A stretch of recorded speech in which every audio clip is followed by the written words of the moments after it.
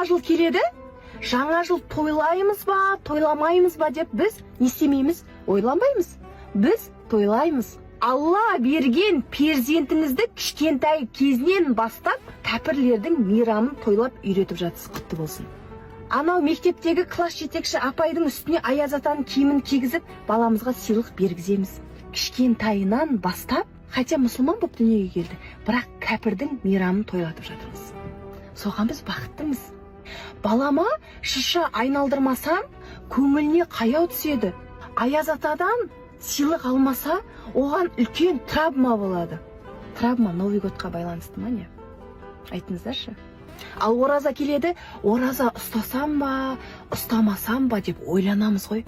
Жаңа жылда ешбіріңіздің асқазаныңыз ауырмайды ғой.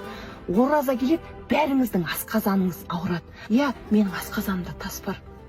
Маған ораза ұстауға болмайды. Денсаулыққа қарау керек. Ораза ұстайтын кезде неге ойланамыз, ал жаңа жыл келген кезде неге ойланбаймыз? Мұсылмансыз ба? Қараңызшы.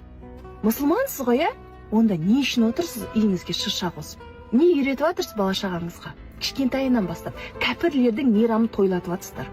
Иә, мұсылмансыз ғой, бірақ кәпірдің мейрамын тойлап жүрген мұсылмансыз. Мен біреуге ұнайтын сөз айтуға міндетті емеспін.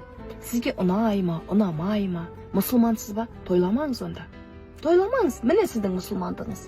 Жаңа жыл тойлап жатсыздар ма, мұсылманмын деп айтпай ақ қойыңыздар. Сол мейрамды жалғастырып, ұрпақтарыңызға жалғастырып, жаңа жылдан жаңа жылға жете беріңіздер. Жүрегіңе батады да кәдімгідей ше. Бүкіл инстаграмды қарайсың, Новый год, кәдімгідей бүкіліңіз шыша алып, үйіңізге шыша тігіп жатырсыздар кәдімгідей. Жүрекке бататын нәрсе істеп жатырсыздар, білесіздер ма?